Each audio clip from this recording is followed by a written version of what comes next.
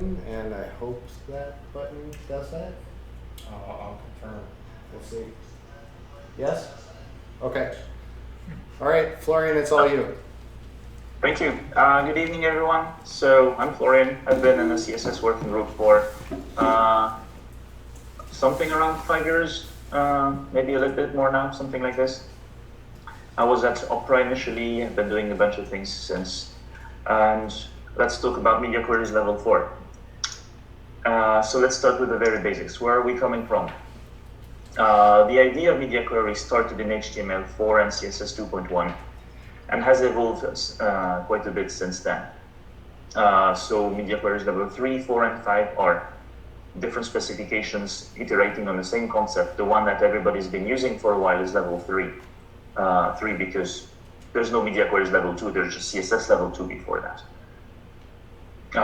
Media queries level 3 has been shipping everywhere since a long time. There's nothing new here, nothing to be changed. But level 4 has been brewing for a while. It's reaching point of sort of specification stability around now, and we're hoping that browsers will soon start implementing and shipping it. So as Brian said, if you want things changed, it's a good time to say so. If you try and read the spec and it makes no sense, it's also a good time to say so. We can still fix things for now. And level 5 just got started because as we're wrapping up level 4, well, we don't want to continuously mess up with it if we're trying to get the browsers to implement it. So new IDs from now on go into level 5. So just briefly before we get into what's new, a recap of what's already there.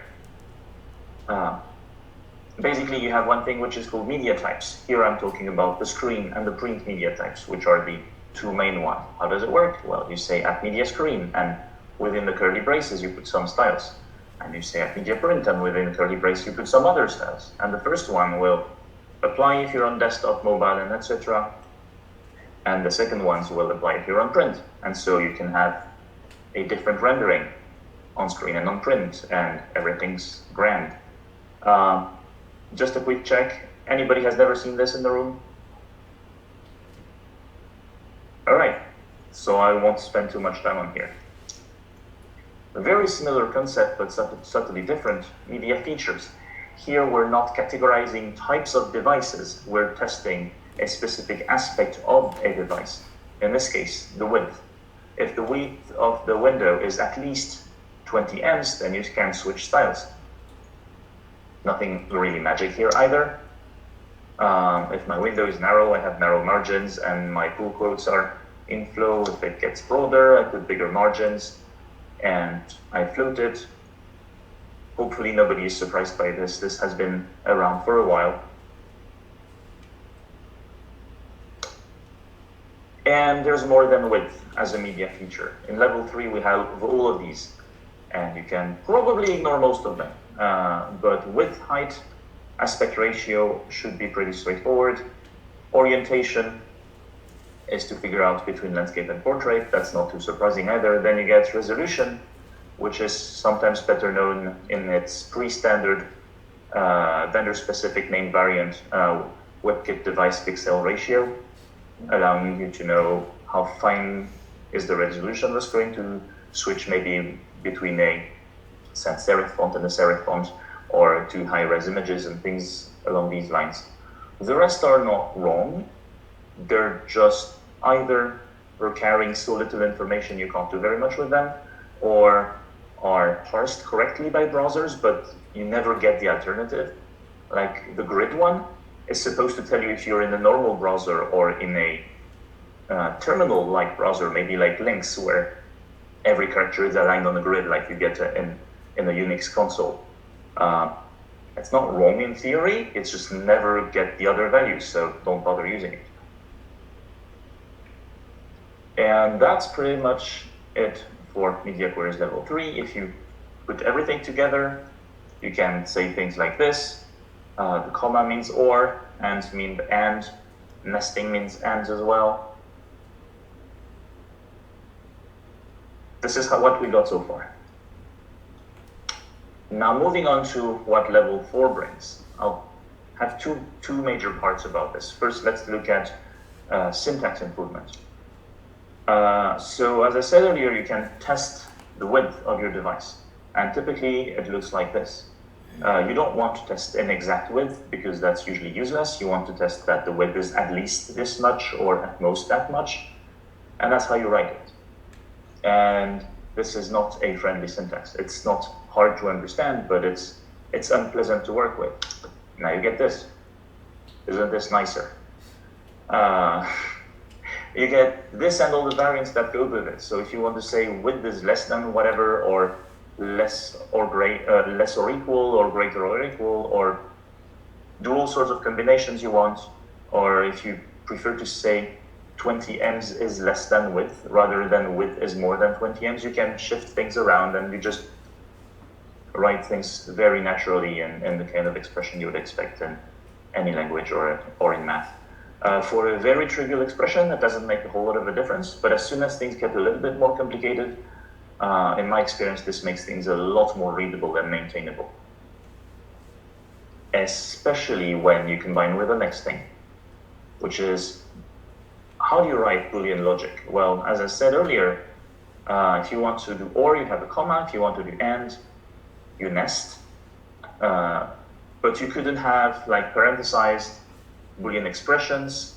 If you wanted to negate a query, you couldn't negate a media feature. You had to negate the entire thing. So here I'm doing not all and min height rather than just not min height, because all is a media type which says I'm either screen or print or anything, just all the media. So you had to write things like this, and well, that has historical reasons for looking at this, but this is silly and annoying. Let's do this instead. Hopefully this needs less explanation and makes everybody's life easier. So here we can nest things arbitrarily, just put parentheses. We can have or and end, and not directly applying to various pieces of this equation, not just to the entire thing. Yeah, hopefully this should be straightforward and everybody loves it, and why didn't we do this in the first place? But here we are. Another small thing, writing the before part media is not foo non.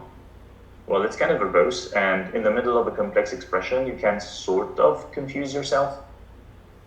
But for things like width, there's no particularly falsy value. I mean, a width of 300 is not true or false. Maybe a width of 0 is false, but then again, it doesn't happen, so who cares? But for some features, there is a sense of yes or no, true or false. And typically in the false value, none.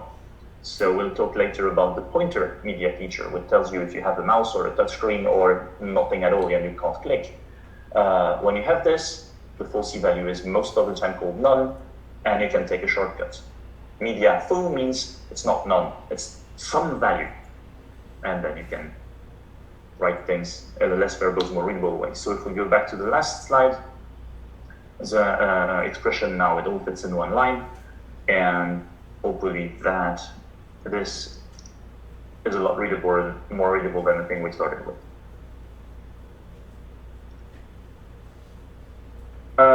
Extra nice little improvement, or I hope nice here in terms of maintainability and future-proofing, is what do we do with unknown values or unknown media features? In the past, it just made the entire thing false and oops. But we've realized that in some cases, it doesn't actually matter that you don't know what it means. If you look at the first one up there, if the width is greater than 1 pixel, okay, this is always going to be true. Or the weight is less than 40 kilos. There's no way your browser knows, your current browser knows this, if that's true or not. And it doesn't matter because this is an or. If the first one's true, the result should be true regardless of what the next one is. So we've spec'd that. If you don't know what one of the things is, and then you're in a logical or expression, and the thing you know is true, don't worry about the other one. It doesn't matter what it is, just compute to true. And conversely, if you're in an and you already know one part is false, it doesn't matter if you know the meaning of the other parts or not. So you got a little bit of the truth table at the bottom. But basically this should make things more robust, and you can use fairly liberal sim queries, and if the browser doesn't know about it, assuming it doesn't matter to the final results, your query will still work just fine. Bit of a word of warning here. The things I just talked about, whether it's unknown values or Boolean syntax and range syntax, none of these things are implemented anywhere yet. So if you try and use them, you'll be disappointed. But then again, as some people have increasingly been saying recently, if you try and use them and put that into production, despite the fact that it currently does nothing, browsers track usage. So trying to use them will show browsers that you want to use them, and maybe they'll start implementing it faster if they notice that. That's it for syntax. Now, let's talk a bit about media types and media features and where we went wrong in the past and what we're doing about it now. The original idea was not just to have print and screen, we also have speech and handheld and TV, projection, terminal, braille, embossed. I mean, this is a bit of a laundry list people came up with a long time ago, when pretty much you only had web browsers on desktop computers, and they just imagined what the future might look like. The future looked sort of like this. Now, if you take a second or two to try and think through this, which should match which? Okay, the iPhone, maybe it's a handheld, the TV is probably a TV, the Nintendo DS, okay, handheld maybe, the Wii, I don't know, it depends if I connect it to a TV or to a projector. Kindle, is that screen, is that print, is that both? Okay, how does that work out in practice? So if we go back to the very first thing we had at the beginning of the presentation, at media screen do this, at media print do that, and now you imagine that the iPhone matches the handheld media type. Oops, none of these styles apply. Neither do the screen nor the print ones work. The entire web is broken. Same thing for TV, nothing's gonna work.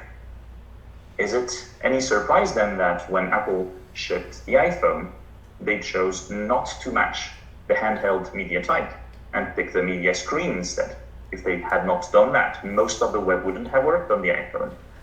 So they pretty much had no choice. Same thing with everything else out there. And for the Kindle, could they match both screen and print? The spec says you shouldn't, you should pick one and run with it. But could they? Well, not really, because if they did, both styles would apply. And almost all the websites out there assume that this can't happen, and then you get conflicting styles and probably a broken result as well. So you can't do that. So the long list doesn't work. So pick one, you're a screen or you're a print, and that's it. And you can only match one type.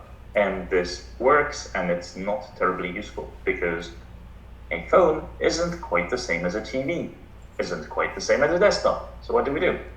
Well, media features. Here are a few media features we've introduced since that should help us tell apart different things that otherwise match screen, for example. A laptop has, or a desktop for that matter, has a fine pointer. You can accurately click on things, and that pointer can hover over things. When you're updating the screen, you can do animation and things like this. Everything is fast. If you have too much content vertically, what happens? Well, you get a scroll bar and you can scroll, and scripts work. If you're on a phone, some things are similar, but not all. You still screen, but you cannot click accurately. You can click, but not accurately. Your pointer is a coarse mechanism, and you cannot hover with a finger on the phone. You can still do animation, scroll, and have scripting though. If you're on a Wii, well, the Wii mode sort of looks like a mouse, but it's kind of hard to manipulate accurately. So still of course pointing, but this one can hover. The rest is the same. In a TV, well, you have a TV remote that can't point or hover. You just have navigational arrows. The rest is the same. Print, no pointer, no hovering, no updating. Once you've rendered on a piece of paper, you can't animate very much. And if you run off the bottom of the page, you do not get a scroll bar. You get a new page. That's different. Scripting, well, While the page loads, yes, sure, the screen can run, but once it's on paper, don't count on scripting to continue running very much. A Kindle or things like this. Well, again, it's still a screen, but various aspects of it are different. And another project I've been working on, Vivliostyle, which is basically pagination in the browser. You get everything the same as what you would get on a desktop browser, except you get pages instead of scrolling. And so this is the kind of nuance media features can allow you to express.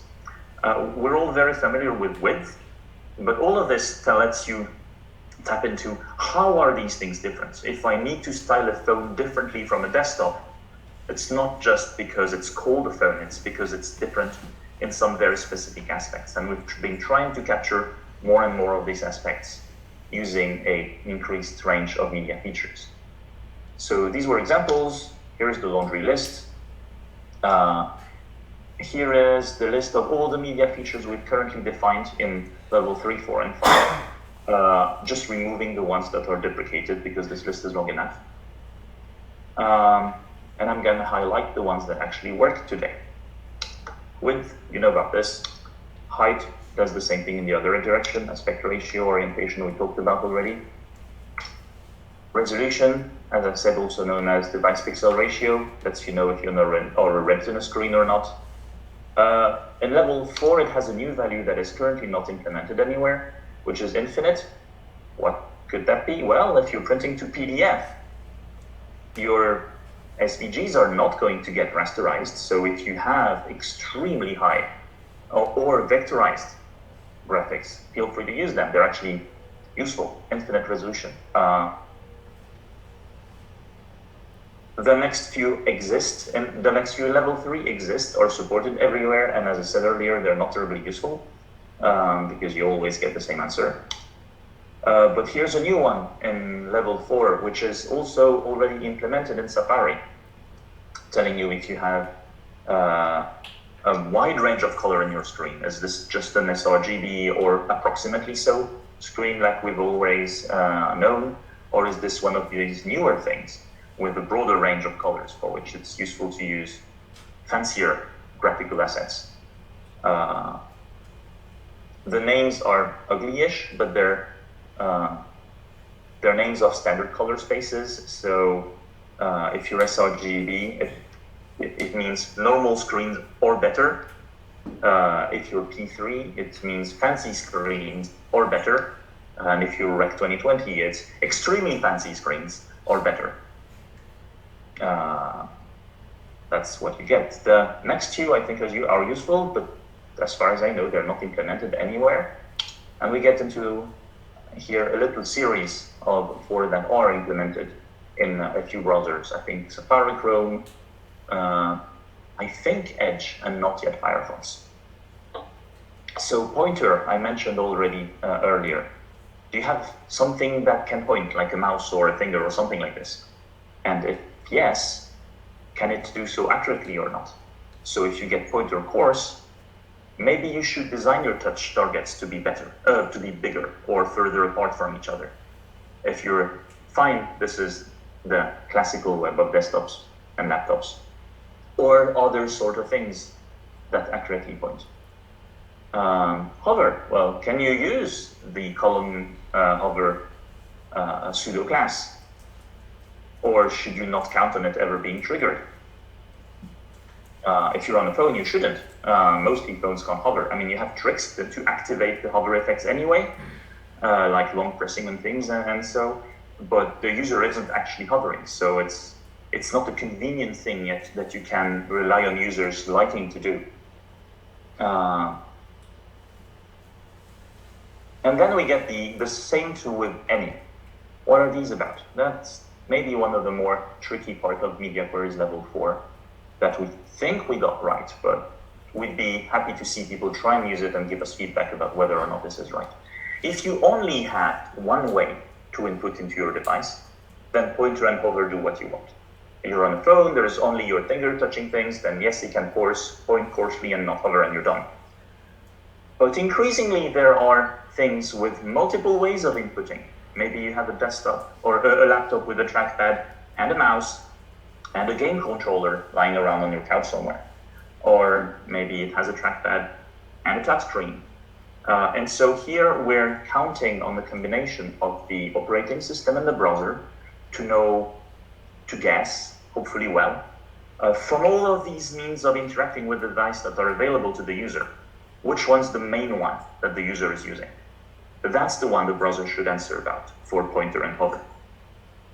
But since the browser knows about the rest, maybe the developer also wants to know about the rest.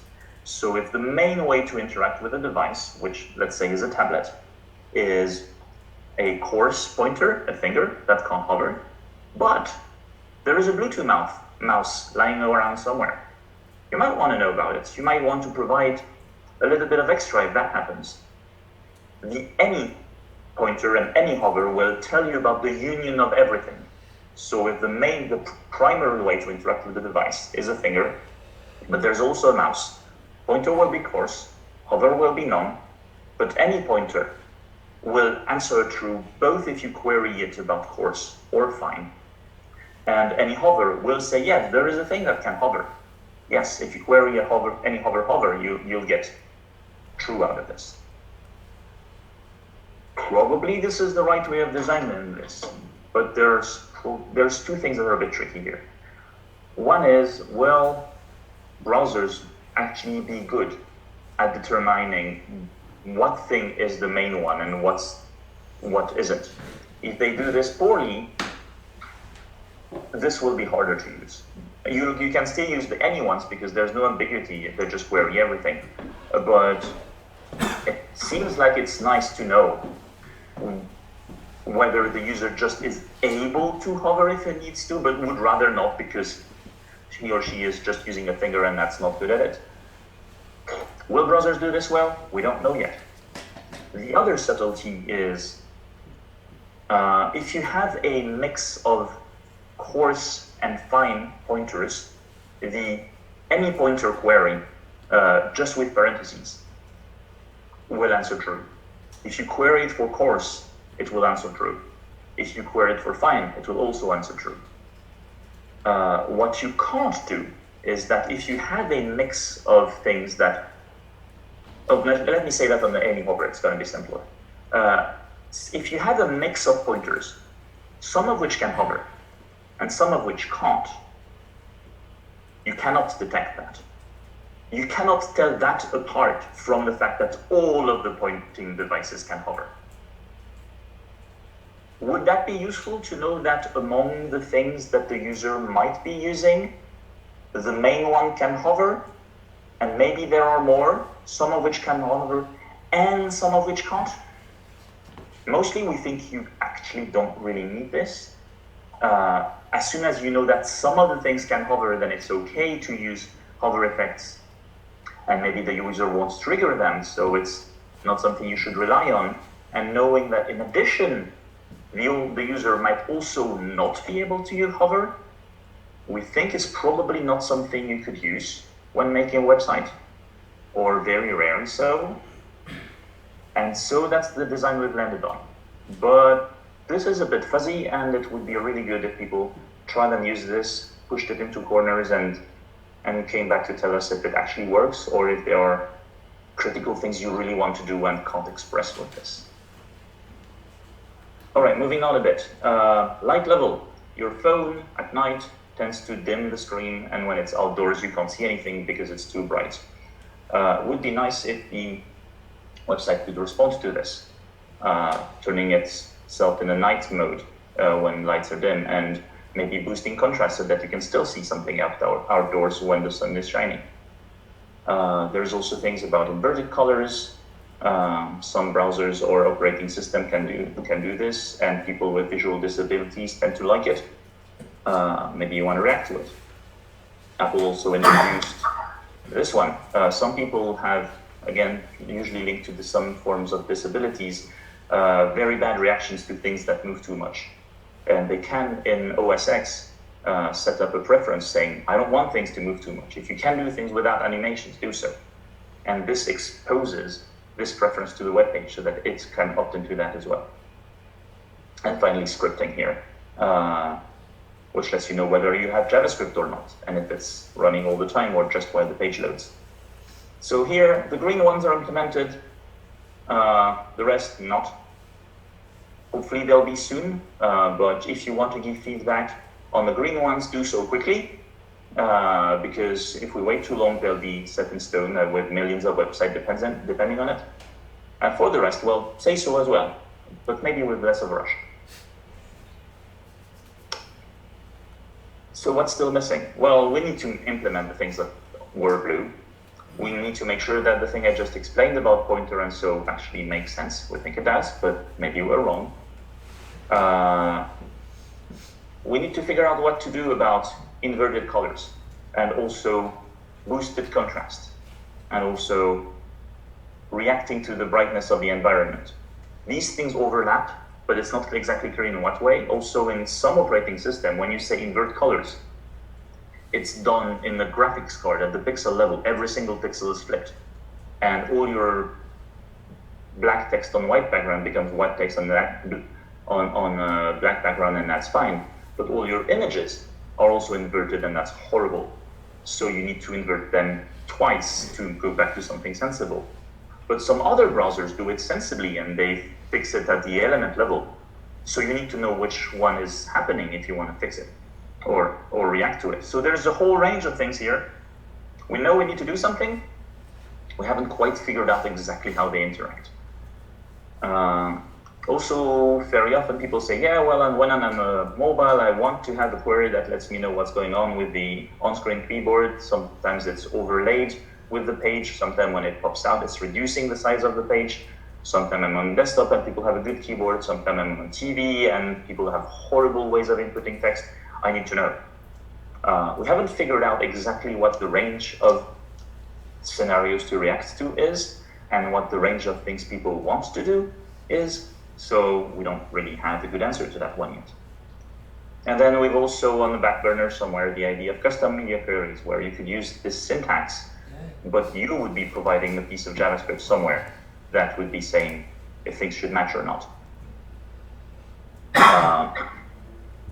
This is something we've been thinking about. There isn't a very, very good and stable answer to it yet. And what's still missing is also all the things we haven't thought about, and you would like to scream at us for not thinking about it. A bit of a change in mood here. I'm not talking about new stuff. I'm talking about how I think developers should use media queries in general. First thing, don't use them actually. If you can, and this is all best practices. So sometimes you won't be able to follow them. It's okay to break the rules sometimes. Just stay aware of the rules nonetheless. Yeah, you shouldn't use media queries all the time. CSS has got better over the years.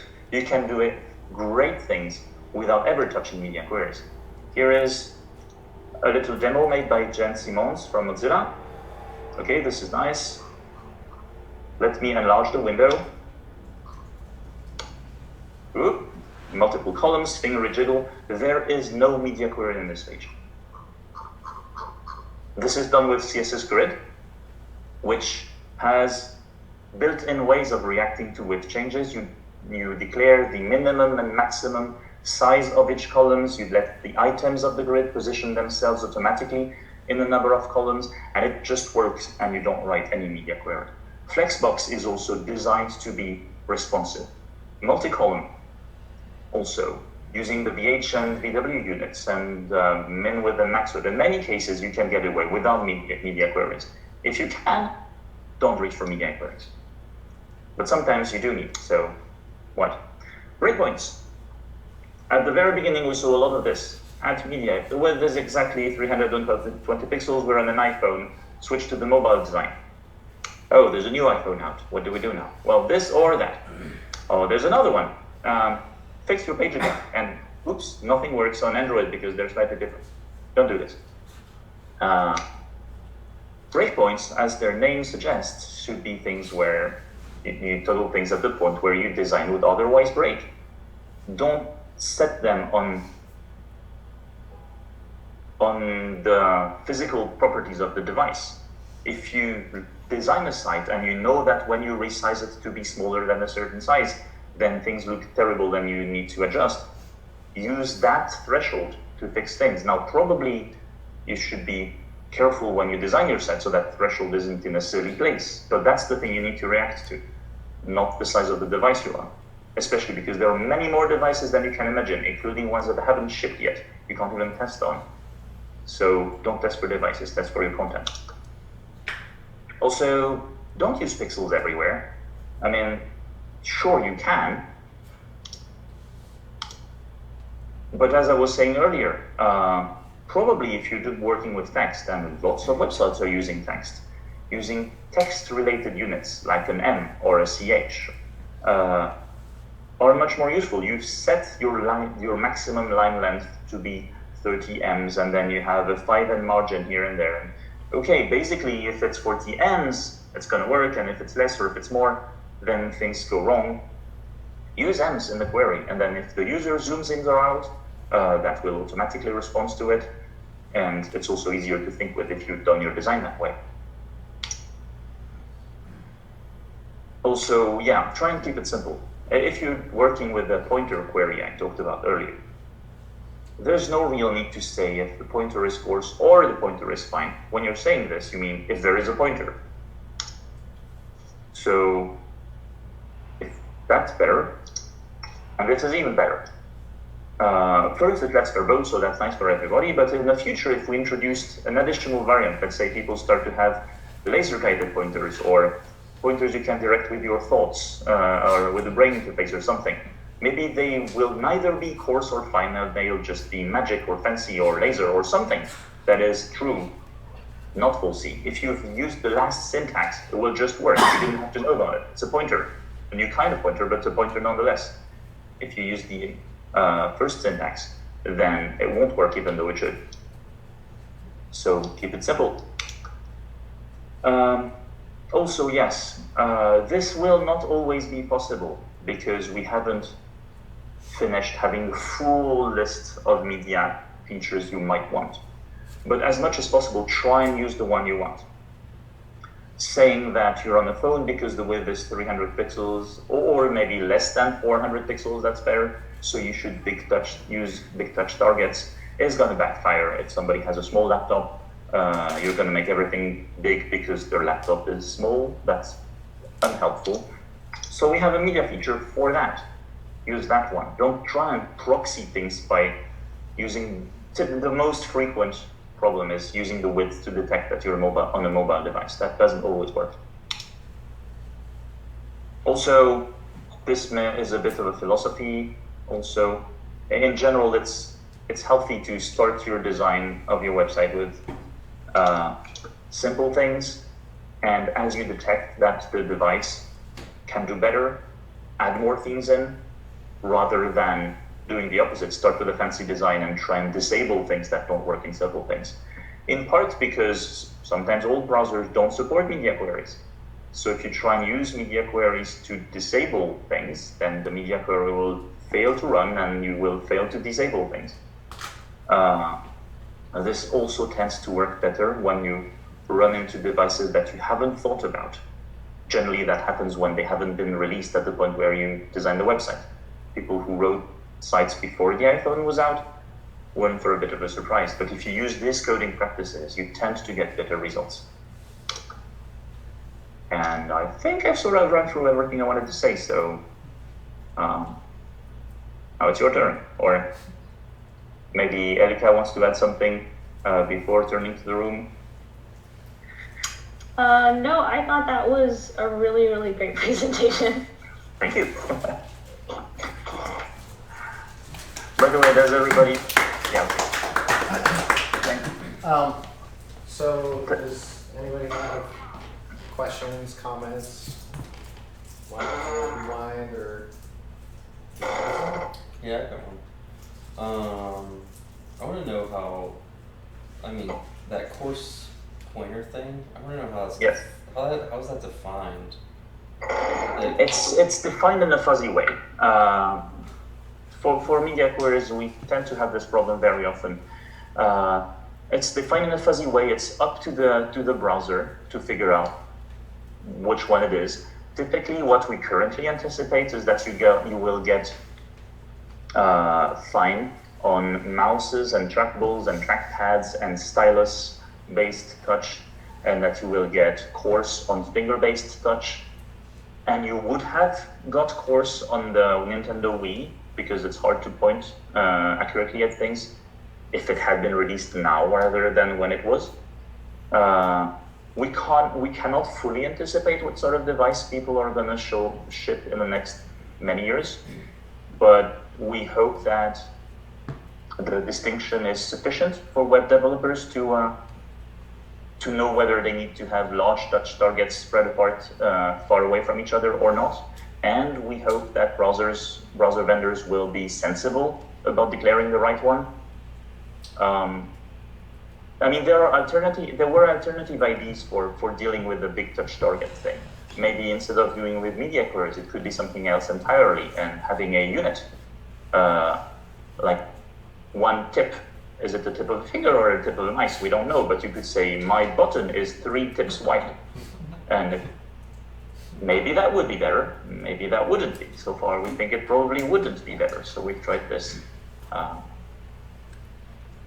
So I have a maybe question, observation, comment, but I think it might require some subtle explanation. So, so this is about media queries 4, right? So Florian mentioned at the beginning that there is no like media queries level 2.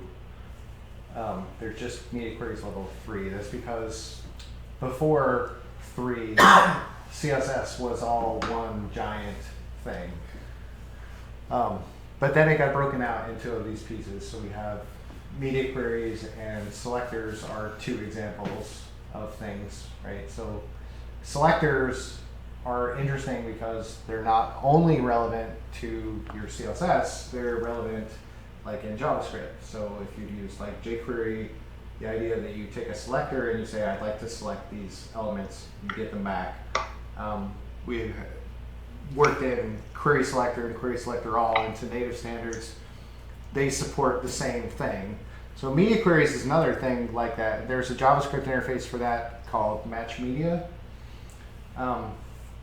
So I guess my my question or comment is, I know that some people have begun starting to mess with ways to use that to approximate and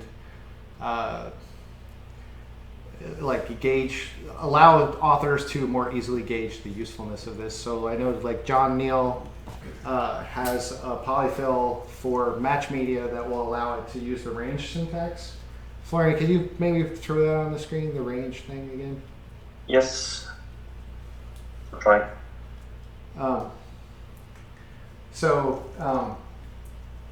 This would let you at least use those ranges to express what you want. And one of the questions I have for Florian and Elika is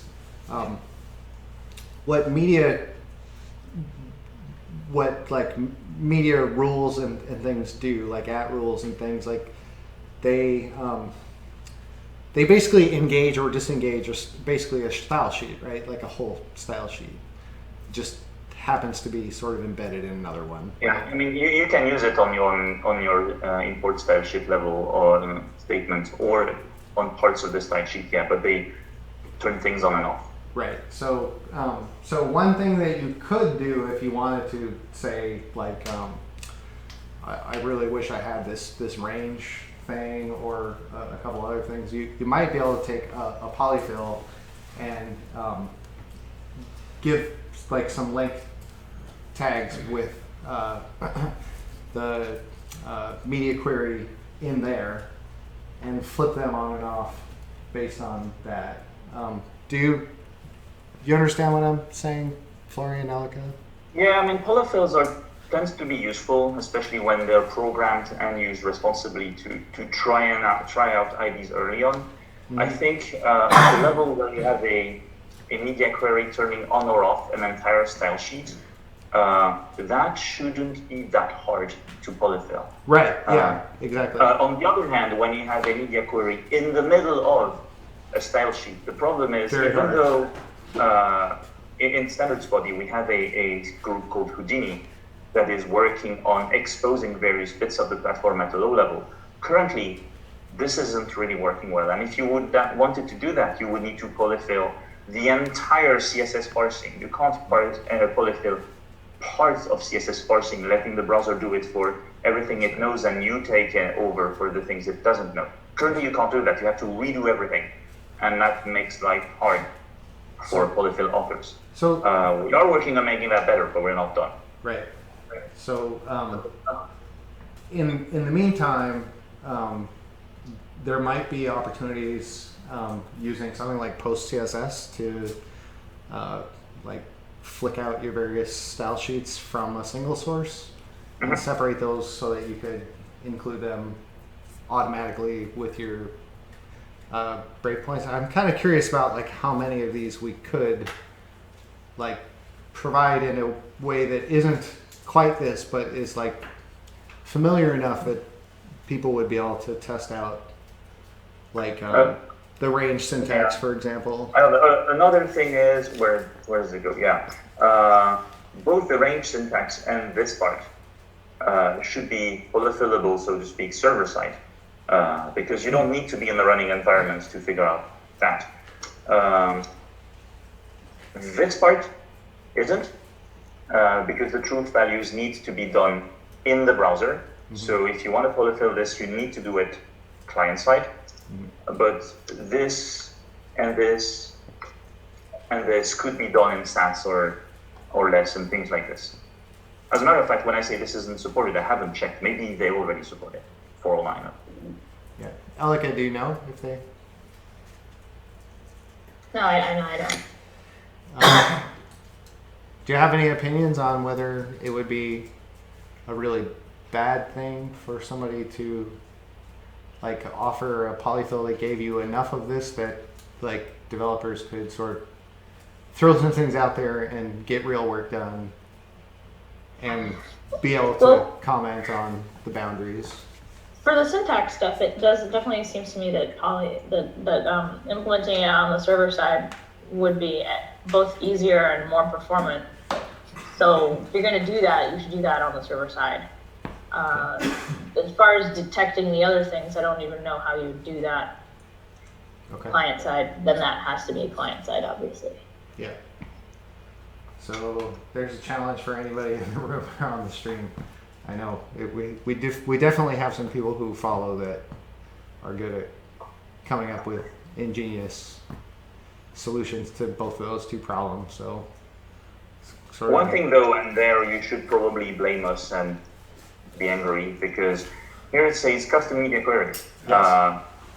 Had we done this, you would be able to polyfill more things. I mean, some of the things we're introducing media queries for can already be detected in JavaScript.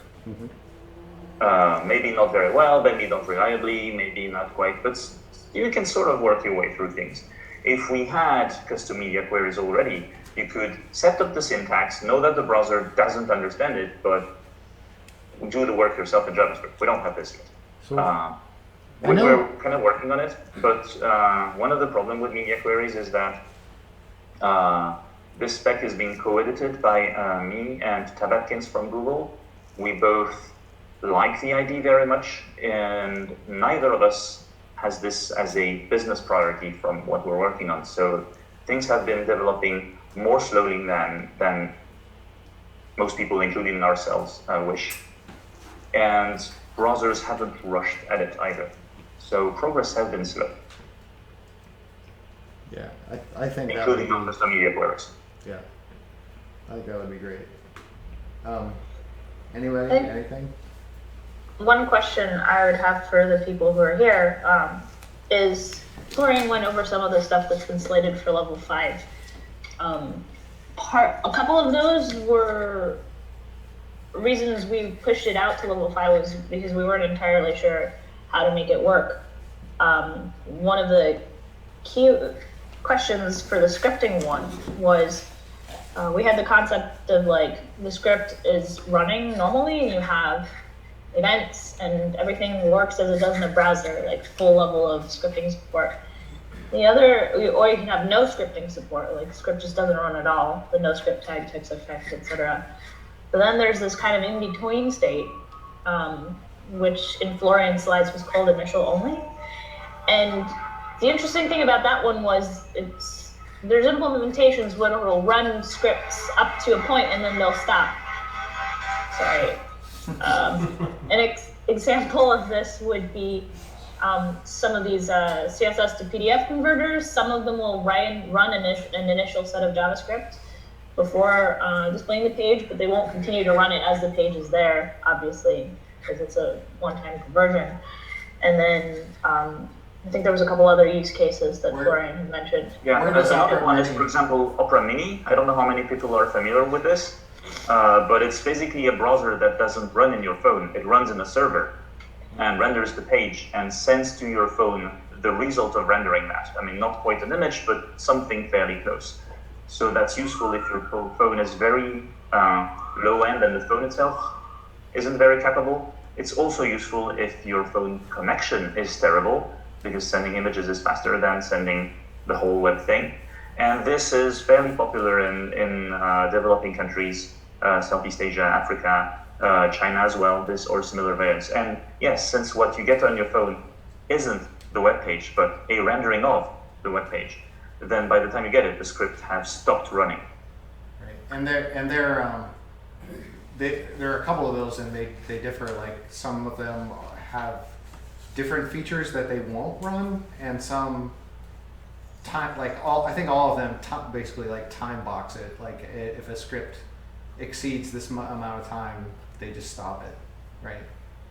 Right, and so that was one of the questions we had in this. Is it enough if we just have the three values here and describe them as we just did, and hope that browser vendors will be responsible and web authors will use them sensibly and it just works? Or is that too fuzzy? As an author, you actually need in the media query to know how much script can run. Will I get to the load event or not? Will some event fires, or can I not rely on events? Is that kind of detection something you can do in the scripting itself, so you don't need it to be exposed in the media query, or not? Or do you care? And not having a clear answer on these things, we've pushed it back for a while. I think the issue I raised against it was we needed to have a definition for a minimum amount of scripts that'll run, so that if initial only is enabled, you know that at least this stuff will run. Right. It might run more stuff, but it'll at least run this stuff. And the question is, what should the cutoff be for at least this stuff? With a tricky twist on this, I initially agreed with Elika and then realized, okay, if we say it should be at least this stuff, but in practice, in marketer terms, 98% of the things that match initial only actually run significantly more than this. Mm-hmm. Then authors are likely to start relying on more because it almost always works. Mm-hmm. And then, even though the spec says initial only means you at least run that, the reality is, if a browser only runs that, it will break on the pages that try and use this thing, so this definition wouldn't work. Or maybe it would. So wouldn't custom media queries sort of really be a better answer to the scripting question? Because they wouldn't, like none would be the media query never got registered, so it would be false. And then you're free to make whatever criteria you want. I had like the same question about how the custom media queries worked at all. Like, where do they run in the stack? In general, I had that as a question. So that it's a spec'd out as a it's punted to media queries level 5, right, Florian? Yes. Yeah. So that would be. Oh, I think a lot of people are interested in that, and we could definitely take a look at it closer. Like everybody, go home, look at it, come in, we can talk about that specifically as a session, like review it and give them feedback because, well, I don't think they're getting a lot on it. Like you said, it's deprioritized a bit. Well, but then again, you don't need to be too pessimistic if a thing you really like is in level 5 rather than 4, because this is spec levels. There is no law of physics that forces browsers to implement level 4 before they implement level 5. If browsers want to do something in level 5, they can do it even if they haven't done level 4. So if you think something in level 5 is important and it's well specified, you just go shout at your closest browser vendor and hopefully they'll fix it for you. If you think it's important that it's poorly specified, you go shout at me or the rest of the CSS Working Group. And hopefully if it's well specified, then you should also shout at the CSS Working Group and be like, why isn't this in CR yet? Right. I mean, from a web developer point of view, I don't know that the spec status matters that much. But yes, if things are well specified and implemented everywhere and etc., and we're like procrastinating and not putting them in stable drafts, then we're doing it wrong, and whoever notices should shout at us. But so far, custom media queries haven't been caught up by browsers, and we think we have a design, but it's not well thought through. So far it belongs in level 5, but it can come back in level 4 if needed, and people can run with it without waiting for us. So we can share the links to the specs. That should be on slide 3. And okay, we'll just share Florian's thing in the meetup. Did you? Yeah, you sent it. It hasn't changed since you sent it, right? Right. I mean, these slides will be up forever, so. Okay. But we'd need a link to it. That's on. Because the link I have here is hangouts.google.com/ there you go. Talk to Q4. Okay. So we'll post that. Anybody, anything else? Are there no questions on online? There's no questions online? No. Okay. I was kind of wondering about the update feature, like sort of he was asking about like what decides coarse or fine, what do they consider for fast or... Yeah, the idea here is similar. Where is this? Similar to coarse and fine. Exactly what is fast and what is slow is kind of fuzzy. I mean, fairly clearly, paper does not update. So once you print it, give up on animation, that's okay. But things that would fit in slow, the typical example that comes up most of the time is e-ink. Yes, things can update, but not smoothly. Like again, refresh the page, it takes a second or two. Don't try and run animation on this. If the device is severely underpowered, even if the screen itself is responsive, it's going to struggle with keeping up if you try and move things around fast. But yes, this one as well is based on fuzzy definitions and hoping that both browser vendors will use it sensibly and that web pages that uses that will find the distinction sufficient that will do two broad categories of pages. Even if the definition is fuzzy, it can still be useful, hopefully.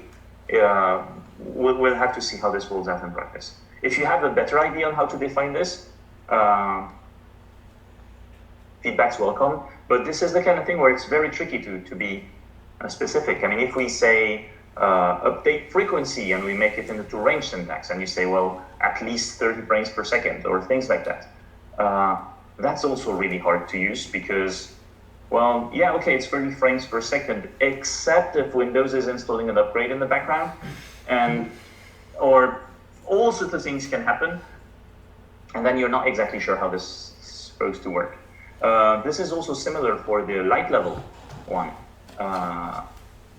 You could expose a lux value as captured by the photometric sensor on the device, but would that really help? I mean, do you know? I don't.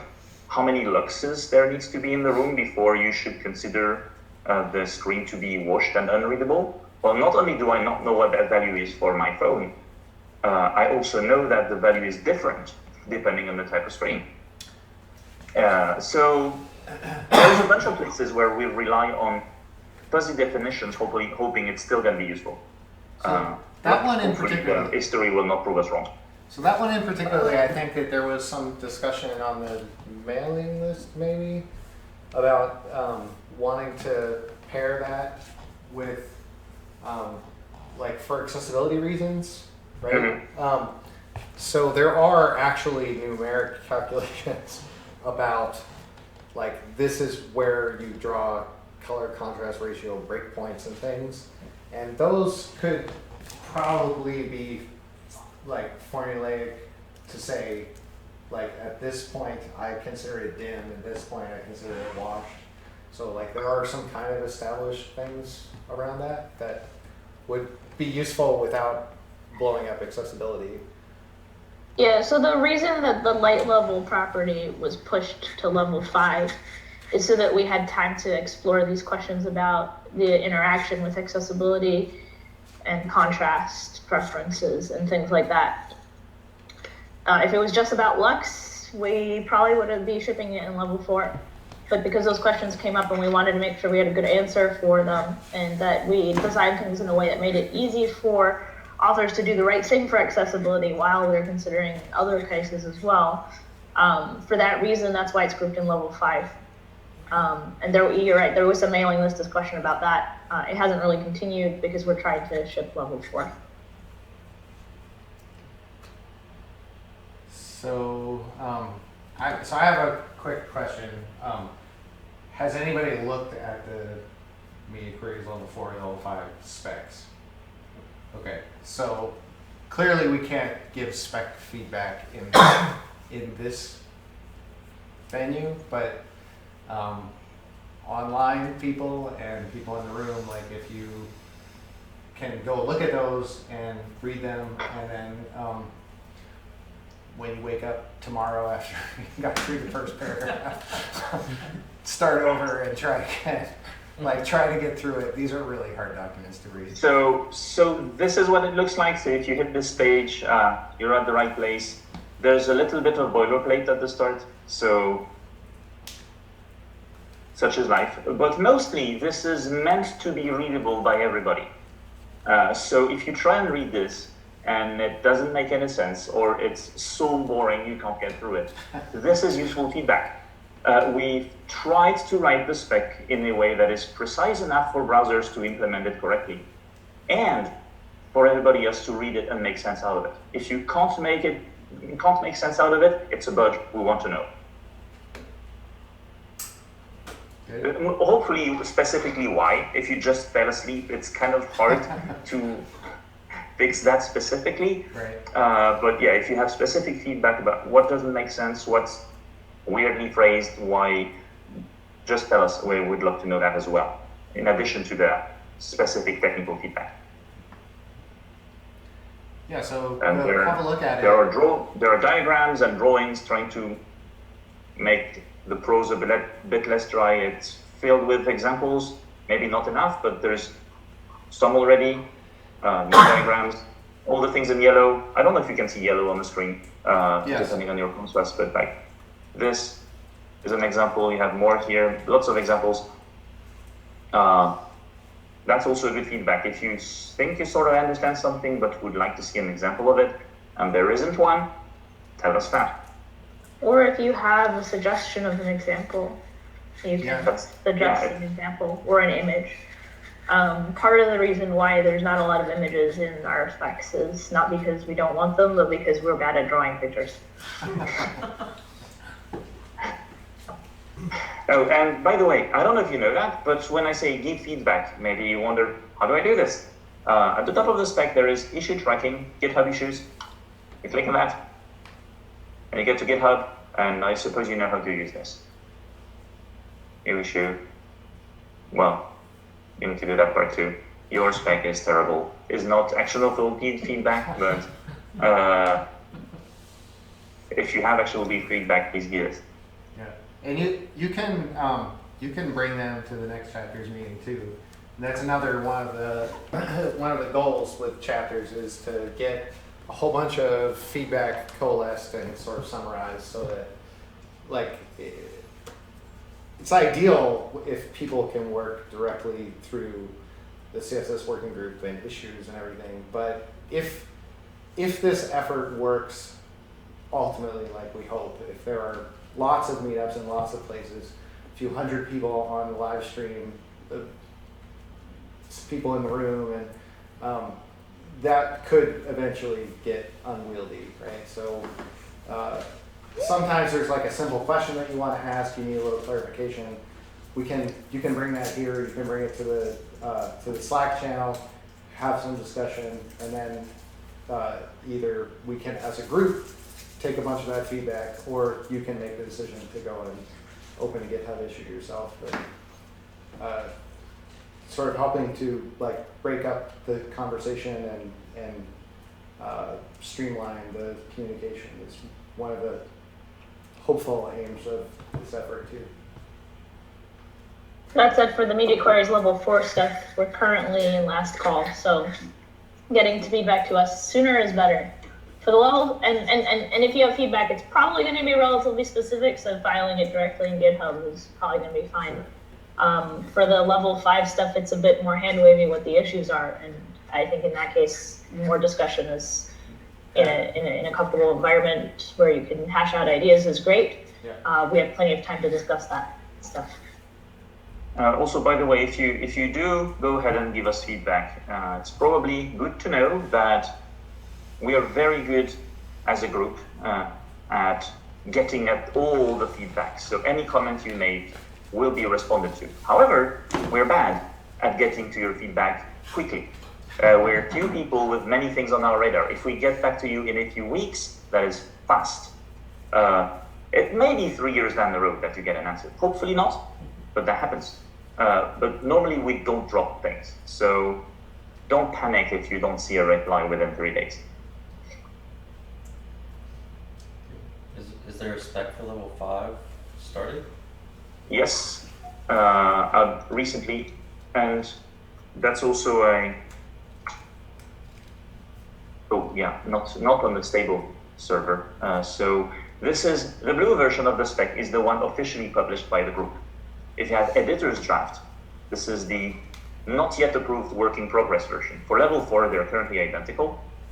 For level 5, there is a work in progress editor's version. There isn't a group approved version yet. Since level 4 isn't quite done, there are lots of level 5 parts where it's a just copy level 4 here when it's done.